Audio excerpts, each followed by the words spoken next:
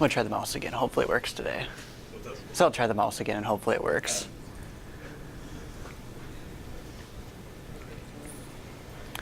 By the way, just a heads up, this is being video recorded, so during the presentation, if you guys want to do the wave, that'd be awesome. Will the video capture? It will, I think, yes.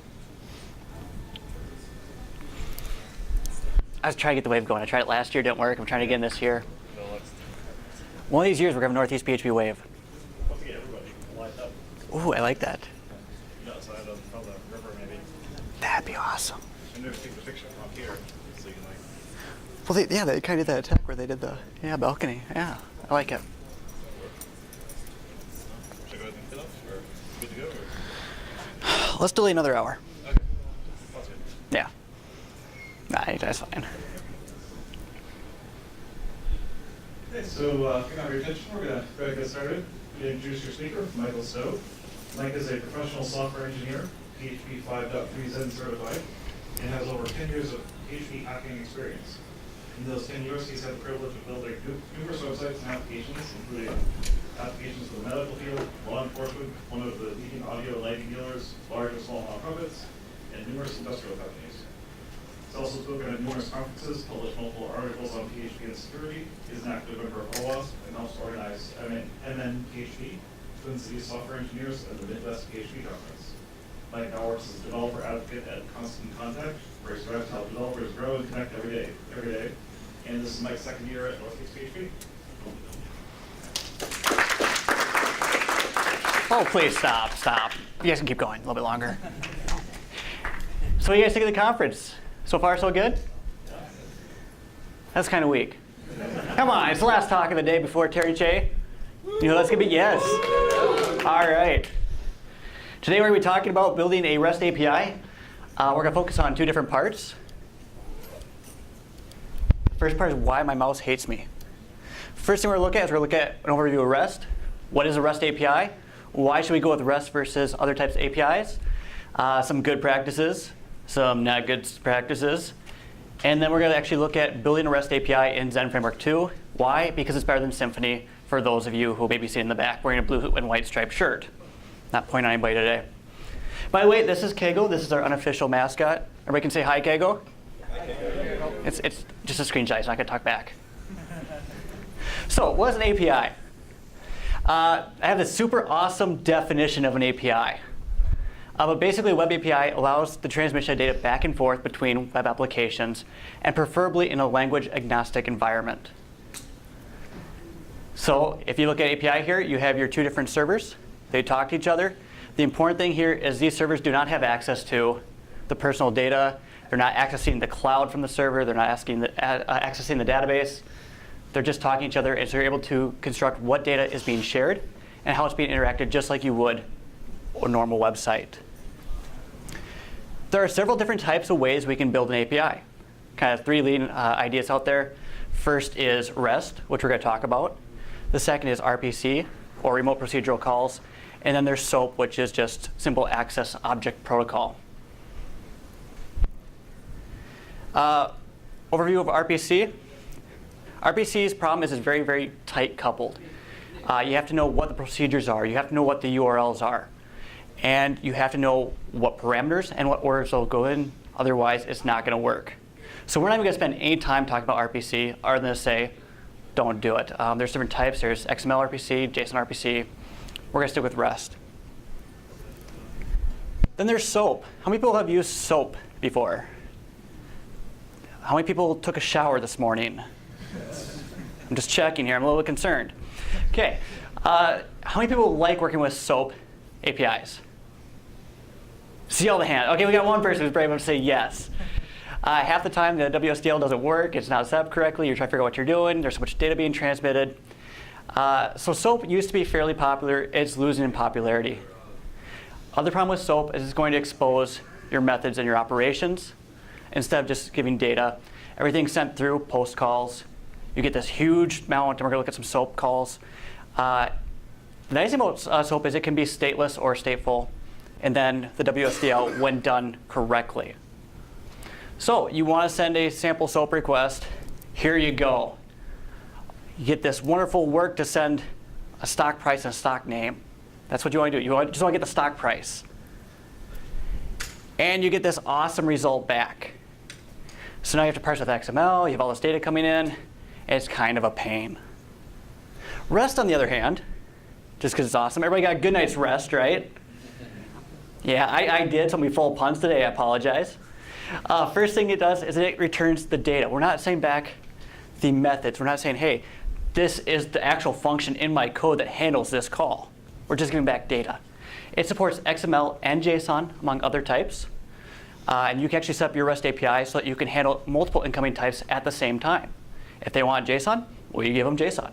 If they want XML, we give them XML. It uses explicit HTTP verbs. So this is a good, bad thing. Rather than saying, OK, I'm going to make a post call, and I want you to do something, we're saying, I want to create something. Let's make a post call. I want to delete something. I'm now going to make a delete call using the delete action verb. Point-to-point connections. Other great thing about REST is it's AJAX friendly. There's some security concerns you run into this, but you can actually use it for AJAX and JavaScript. And the other cool thing is it's stateless. That means you don't have to worry about sessions. You don't have to worry about keeping track of what they're doing. Every call is unique. And it's a lot simpler if we're using JSON. As you see, there's our call. There's our result.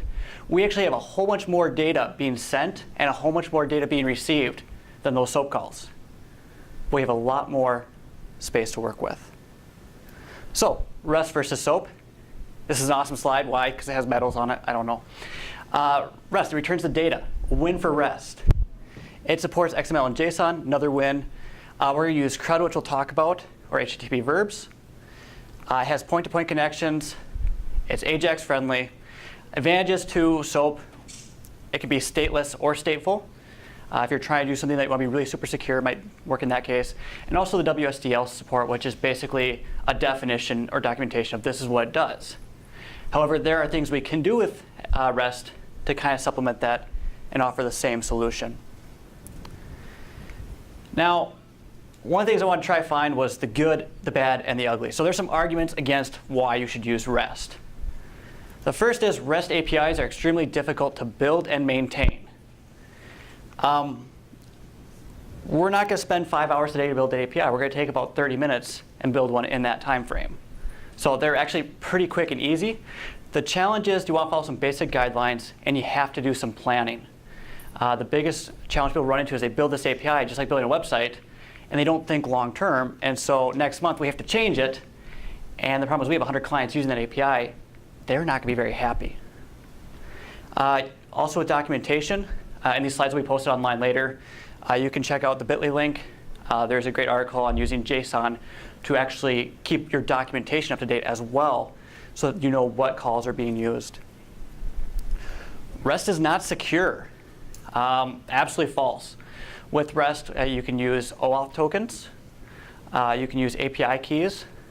And you're able to really determine what people have information or what access they have based on those, just like you would with any web service. The time it becomes really insecure is when you're using AJAX or JavaScript. Why? Because it's front-end code. It's client-side code. Anybody can see what that is. So if you're setting an API key, that's supposed to be top secret, and your secret token through JavaScript, not really that good of an idea.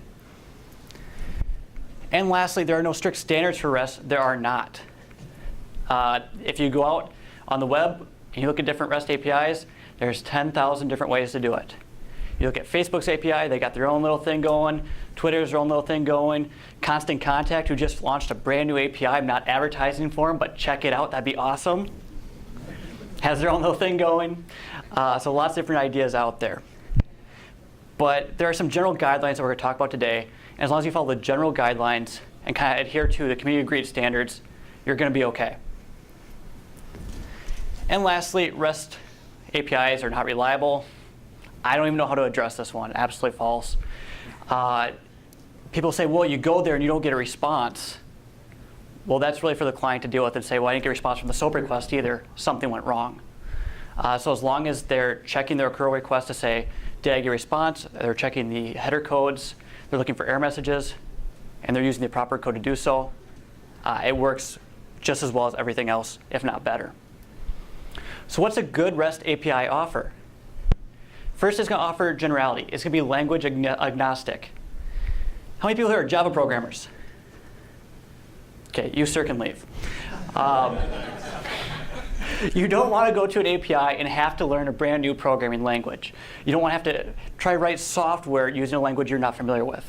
You want to be able to use the API in your language. The great thing about REST, it doesn't matter if you're using PHP, Java, .NET, Ruby, Cobalt. You can still access it and work through that. Yeah, I'm sorry, I had to. Familiarity. Developers are used to it. And that's why the standards become so important, is because we want people to just see your API and go, yeah, I can use this. And right now, there's kind of two different scales or two different levels with the APIs. There's people who are like, hey, API, I'm going to use get, post, request. This is awesome. And then people going, well, wait, there's this get, put, post, delete. What am I doing with all this?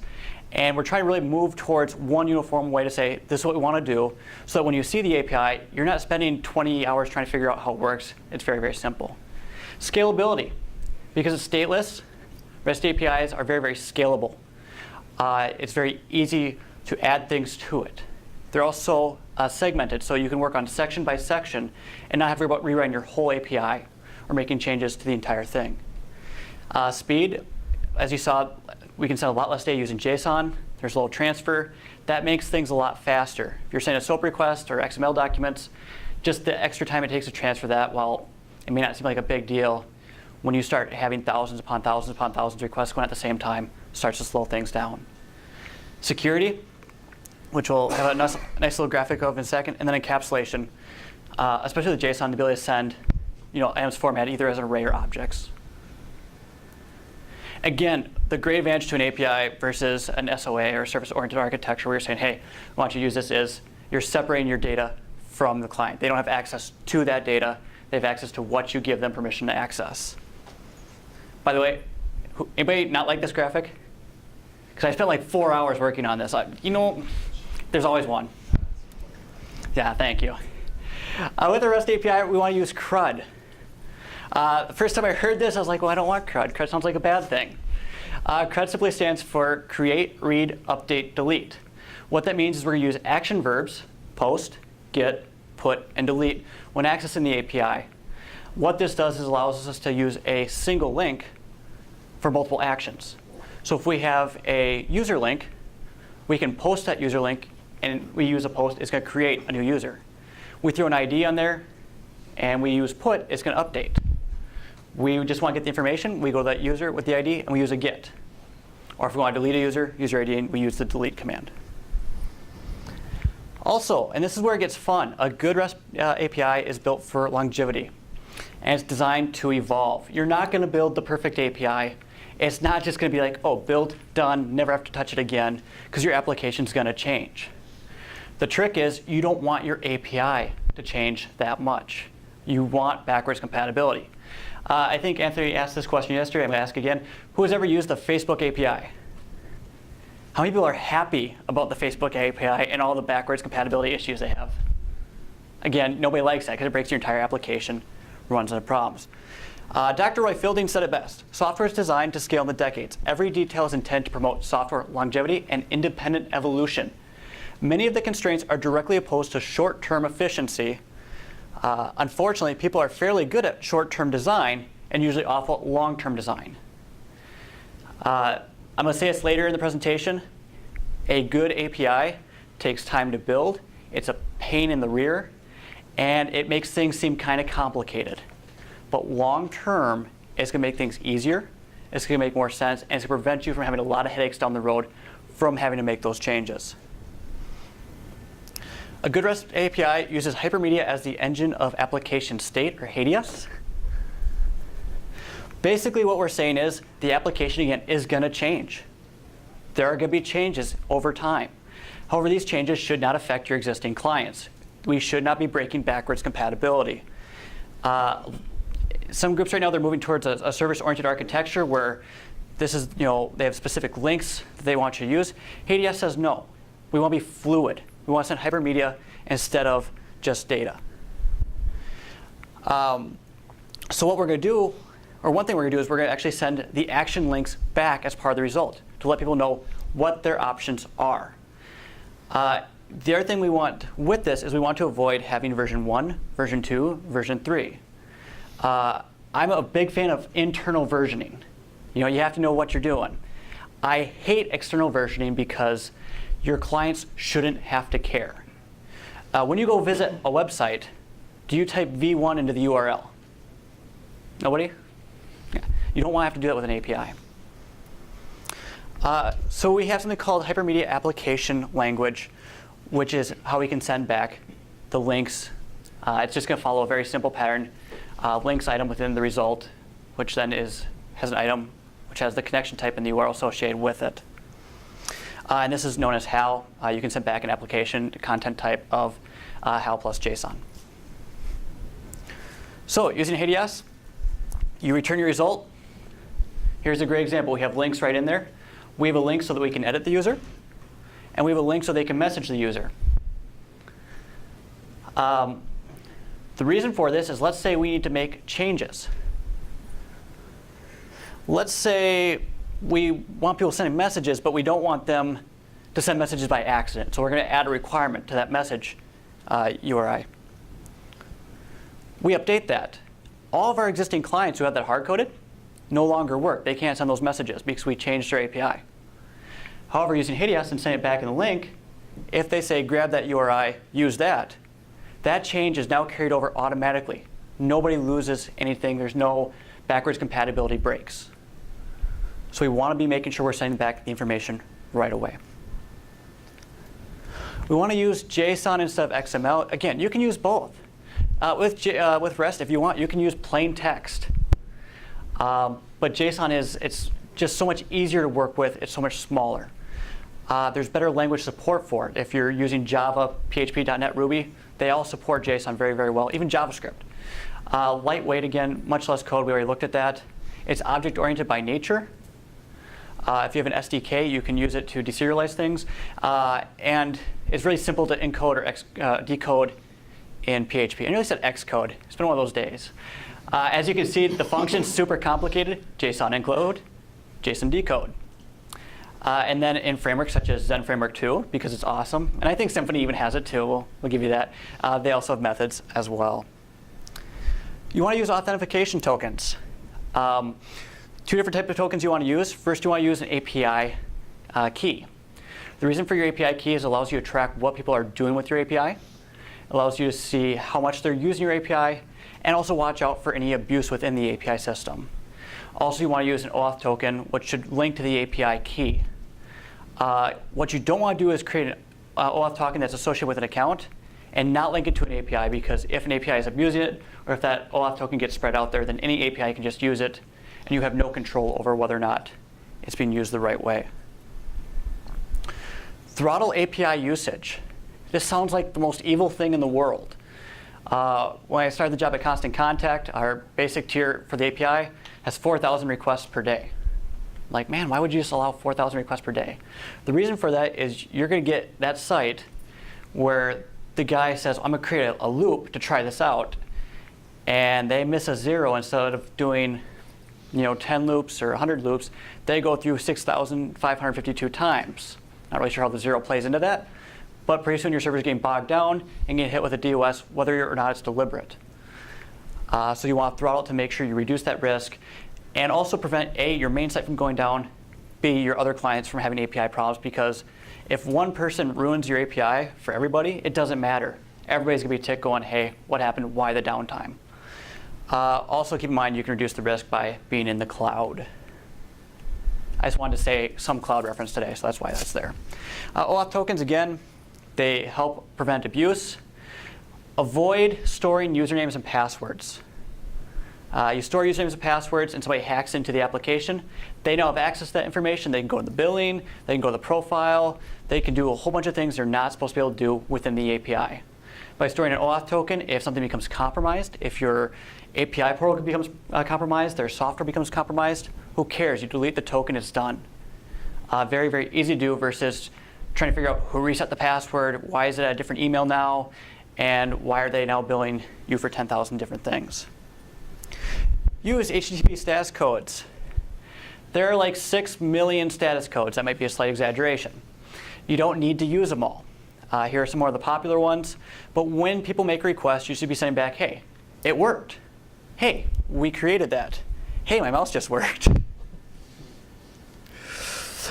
You should be saying back, this is a bad request. This isn't authorized. This is forbidden. I have no idea what you're looking for. Or, hey, we had an internal server. I'm sorry. We'll get it fixed as soon as we can. Let them know what's going on. By sending these back, you're giving them immediate feedback as to what happened and what's going on. And you're allowing them to have the proper checks in place to make sure the API is reliable on their end. Error messages. This is my biggest pet peeve with APIs. Please have descriptive error messages. Here's some great error messages. Authentication tokens not recognized. To learn more, go to this URL. A user ID is required to perform this action. Learn more at this URL. I will even take error code 313, go to this URL. Please, please, please, please do not say something went wrong. Yes, I know that. Or could not complete, or invalid parameter. What are the right parameters? Help me out here, because I've been working on code for 5 hours and I'm an idiot already. I'm tired and I just want to go home. Nobody has ever been there, right? Remember, please, please, please do not break backwards compatibility. Make sure your updates to your APIs work for existing clients. Think long term. Also make sure you have unit tests so that when you make these changes, you're not breaking stuff. I know they're a pain in the butt to write, but having the unit tests there will prevent those things. And versioning, again, I'm not a fan of it. I'm gonna get myself in trouble because I'm going against mainstream here. You know, Twitter has their own versions, Facebook has their own versioning. I think it's great internally, but you know, clients just want to use the API. If you have multiple versions, Constant Contact, we do. We have a version 1, version 2. There's a reason for that. Version 1 is horrible. It doesn't work half the time, and we don't want you using it. So use version 2. You know, that's the only reason you should have versioning publicly. Whew. Okay, we made it through the first half. Then we'll go take a nap. If you're not familiar with Zen Framework 2, here's a quick startup guide. The first thing we have to do is install it. It's really, really easy to install. Fastest way, one, you'll make sure you have PHP. You can get that from php.net. That's our PHP conference. Preferably use Git. There's a link for that. And using Composer. And you can literally install Zen Framework and have it up and running in literally 2 minutes. Way to do this, you create your directory. You create an empty Git repository within that directory. We're going to add the skeleton application, pull it down.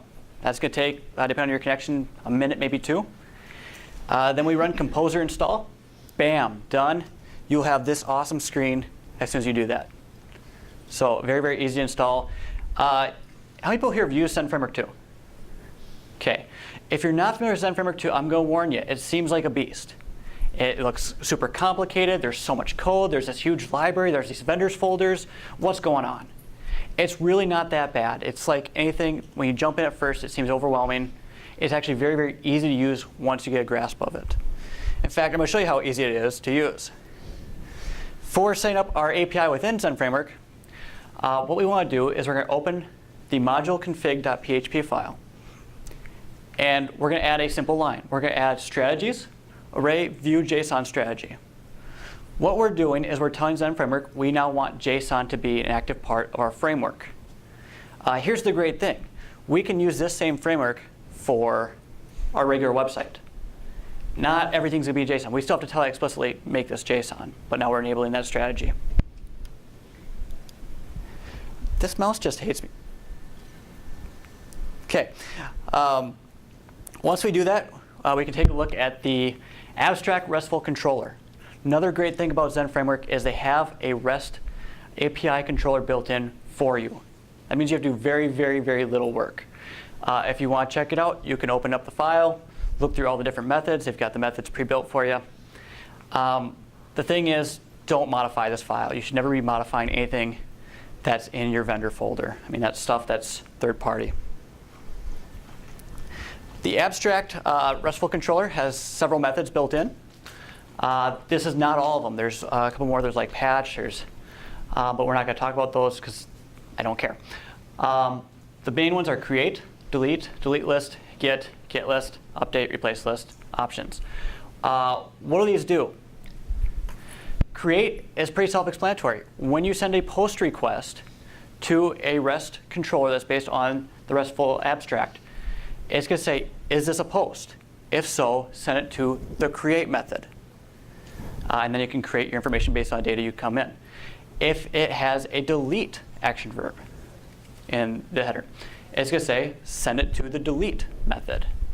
Now, here's where it gets fun, and we're going to look at this a bit later to figure out how to avoid issues. You have a delete and a delete list. If you do not send an ID through the parameter on the URI, it's going to go delete list. Because it's going to say, oh, you want to delete the entire collection, not just a specific resource within the collection. So you want to make sure that if you want to delete a specific item, you're using delete and requiring that ID within the URI. Same thing with get. If there's an ID, it says, I want a specific resource within the collection. Here's the ID for that resource. Get that item. If you don't send an ID, it's automatically going to go to the get list method, and it's going to try to get all the items. If they use put, it's going to go to update. Then there's the replace list, which is also put but without an ID. Again, because now you're trying to update a collection. And options just says what your options are for these different items. For resource, do you allow post? Do you allow get? Do you allow delete? For the collection, do you allow post, get, delete, or put? One thing to be just aware of with these is these are all defined in the abstract controller. What that means is if you do not define them and somebody tries it, it will still work, and they will get a response code 405 saying method's not allowed. You're not allowed to do this. That's great, except for if somebody does a delete and forgets the ID, and you just say method not allowed, they're sitting there going, well, why didn't it work? It just should have worked. Why is delete no longer a method that we can do? Set up the user controller. Things we're going to look at is setting up options and the header permissions. And actually, this is kind of optional. We're going to create an event listener, which is optional. And then we're going to start building our API methods as well. Set up the user controller. Very, very easy. If you work with Zen Framework, if you've never worked with Zen Framework, just copy the index controller.php. Really easy to do that.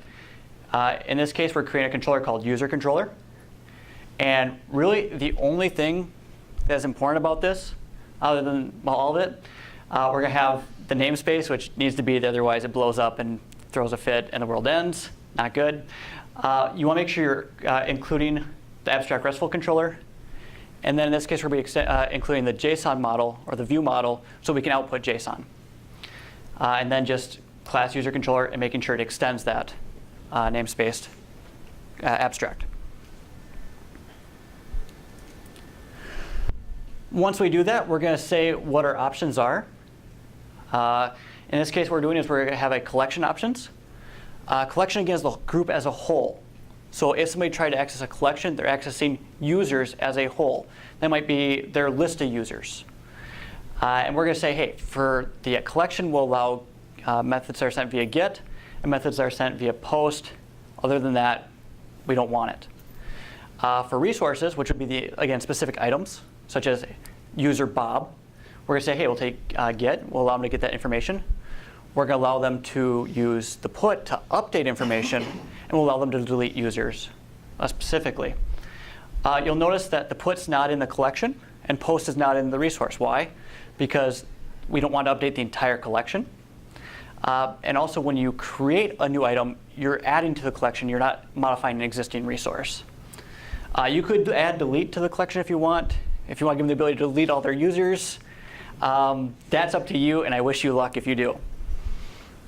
Once we do that, we're going to create just a little method here just to prevent code duplication.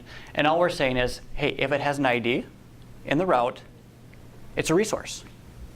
If it doesn't have an ID, it's a collection. And we're going to use this method in our check options and our get options just to say, this is what we're able to do. For our options method, we're going to say, OK, in this case, they just want to know what are their options. Are they allowed to do this? So we're going to say, if it's a resource, you are allowed to do those resource items. If it's a collection, you're allowed to do those collection items. Again, we're just accessing the get options method we just built to give a very quick response so that they know what they're allowed to do when they try to use the API. We can add an event listener. Again, very, very simple. We have a set event manager method, which is used by Zen Framework. It will be called in automatically. We have the events interface. That gets put in there automatically for us. It's all injected. And then we just simply say, when this is dispatched, we want you to run this class's check options method. And this has a high priority, so do it, please. And all we're doing, again, is we're saying, when we try to run this, they go to the site, they say, I want to do a delete on this resource. Are we allowing it? Are we not? If we're not, let's tell them right now we're not doing it, and let's not waste any more time, any more server resources. Just send it back and say we're done. So that's all it does. If it's in the array, this is an allowed option. Nothing else to do. We're good. If it's not, we send back a response with error code 405. 405 simply means this method is not authorized. We're not letting you do this. Please leave us alone. It doesn't mean that last part. I just made that up. Adding the action methods. Here's where the fun starts. Because we're using the abstract controller, again, all this happens automatically for us. It's going to say, OK, when they come in as a post, send them to the create method. One big thing I'm going to throw out there is if you're doing it and you copy and paste an existing route, make sure you do not have the action set as a default. If you do, you'll end up like me, banging your head against the computer for 5 hours going, why is this not working? It's so simple, and then going, oh, dang it.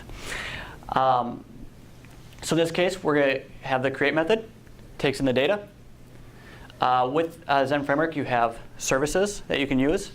A service is basically a fancy way of saying it's a model that gets called in that does things so that our code is separated versus having all of our logic in the controller. We're now going to perform the actions within the database in the service layer. So we get our service locator, which allows us to get our service, use your API service. In this case, the only reason I have a separate service is so I can add the HTTPS links to it to make it all pretty and have them all in a centralized location. We use our result, create it. We then get a response, or get the response headers, send back status code 201. What does status code 201 mean? Okay. It means OK, but also something else? Was created successful. Yes, created. Yep, we created it. Perfect. And now we're going to send back a result. And you'll have something very lovely that looks just like this. As you can see, the JSON response. We got the 201 code. It was created. We have the content length, all that good stuff. But now we can say, hey, here's our user. First name's John, last name's Smith. Email is john.smith@pocahontas.com. That took me at least 5 minutes to think of. And then our links. We can edit it. Here's a link to edit. We can send a message. That's a link to message it. Update method. Nearly identical. Difference is we're going to take an ID, and we're going to call the update with an ID in the data, and then set the response code to 200 saying, hey, this successfully happened. It worked. Everybody's happy. The data is there. And then return the data as well. Delete list. In this case, again, remember, we're not saying an ID. So they're trying to delete everything. If an ID is not passed in, it assumes get rid of the entire collection. I didn't want them to do that because I like my collection. And I hate my mouse. I'm just going to put the mouse down. Not touching it. In this case, we want to send them back information. We're going to send back the HTTP status just so they have it, so they can see it physically in case they're not looking at the header codes. We have a personal code here that we're using just for our internal use to say, hey, this is what happened with the software. It was 123. The message, a user ID is required to delete the user. Why? Because that tells them specifically what happened and why it's not working versus something went wrong. And this is great. If you can do it, always have more information available on the website because you're going to get users, especially people who are just using your API for the first time, who don't understand what's going on. They go to your URL and they go, oh, here's an example. This is how I fix it. Done. Really, really easy to do. Again, when we send the post, or excuse me, we send the curl request, you can see in this case we're saying the delete action. Going through there, we're going to get a 400. Bad request. Why? Because it didn't work. We're not accepting this. The method's allowed, we just don't like how you use the method. So we have all that information again right in there saying, hey, ID is required to delete a user. Here's more information. Really, really simple for our users, and a great response there. With that, in literally like 10 minutes, you now have a functional API. You guys sound so excited about that. Yay! There we go. Thank you. Again, here are the main methods you're going to use for your API. It's very, very simple to do within Zen Framework 2. Very easy to do.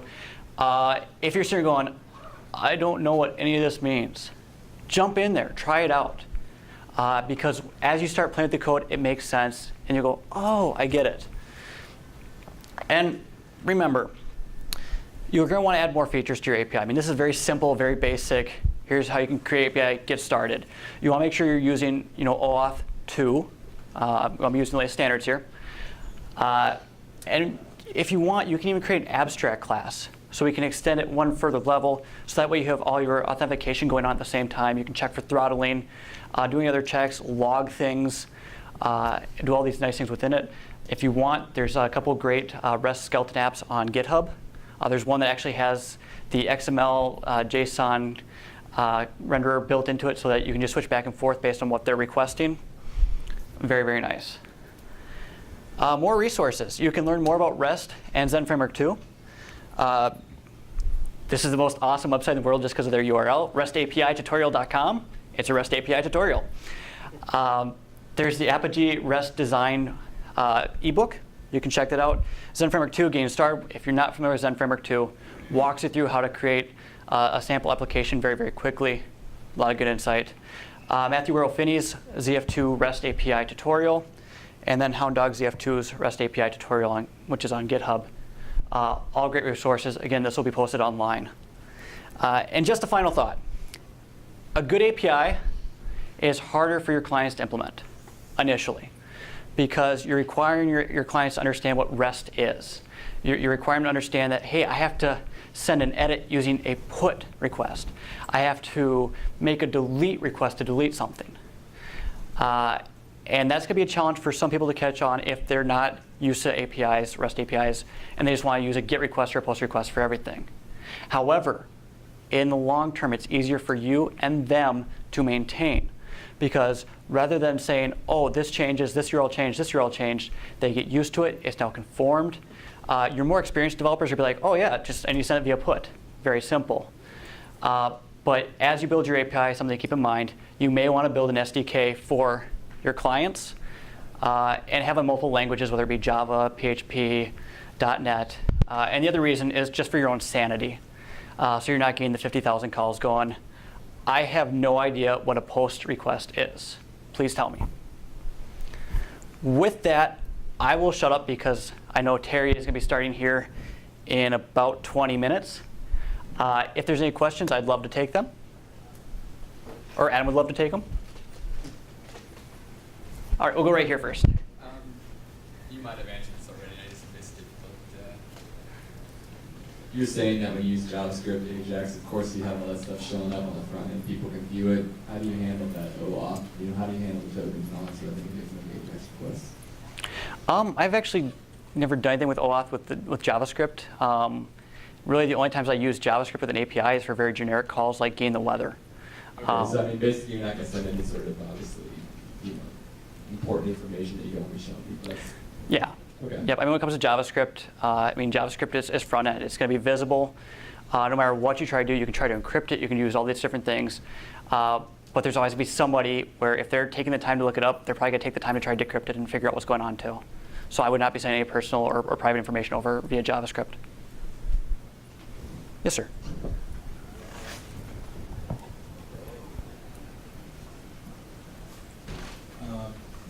I recently had to work with the Instagram API, and they recommended that they kind of set up like a subscription as a service, like you set up an ability to receive their information, and they'll push it to you when it becomes available. It was just incredibly difficult to test because it's just like you're kind of like just waiting for stuff to happen from them. And I was wondering if you have any experience working with anything like that, as far as just, instead of just requesting stuff, having stuff pushed to you? I mean, if you're having a service pushing you stuff, hopefully the best answer I can think of is they have an automated thing that you can actually just click a button and it says, send me this data, so you can test it out that way. Has anybody found an alternative for working with those that'd be more efficient? Let's say, yeah, whenever time you're requesting a communication, it's kind of tough. So hopefully they'll add that feature so it can be tested more easily. And a lot of places do have those in like their sandbox. I haven't worked with the Instagram API, so. Other questions? Way over there. Yeah, I was actually recently working with API. Hold on, we gotta make him run really quick. I think he did that a little bit. He's like, I'm just gonna sit over here. I was actually recently working with an API through a website and service called Nation Builder. Mhm. What they did was they had not only an auth token that you had to send to them, but they had a refresh auth token. The original auth token actually expired every hour and a half, and you had to request another refresh token, and then get another one after that, and every hour and a half you had to do the same thing. Mm-hmm. It's the first time I've ever come across that, and I was wondering what your input on that was. Is that like more common than I think it is, or is it worth like the added layer of security to do that too? Honestly, I see very little added benefit to it myself, just because if your auth token's been compromised, there's a decent chance the code's been compromised, in which case they can just regenerate it. And then again, you're also storing the user and password, so you have to resend it. And if your code is compromised in any way, then that information becomes vulnerable and available. Honestly, at least for me as a developer, I've had that happen where I've had my OAuth token expire because they restarted their server and they had it memcached. They got a very nasty email that day.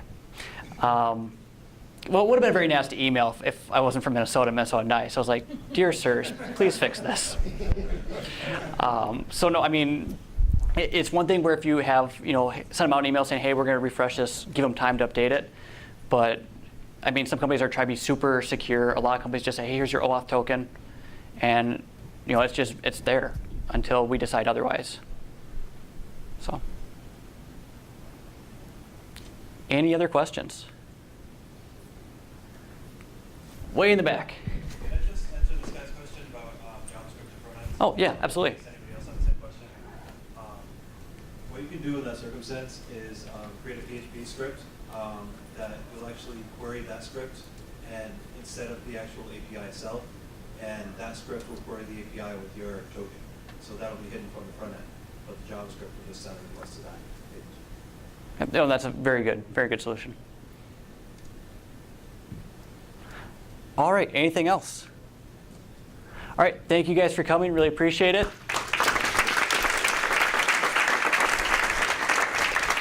And enjoy the keynote. It's about 15 minutes, and it's going to be great. I talked to him a little bit ago. Awesome guy. Enjoy. So he's here. I haven't seen him yet. So Oh, yeah, he's talk to him, he's working on slides. Good. Oh,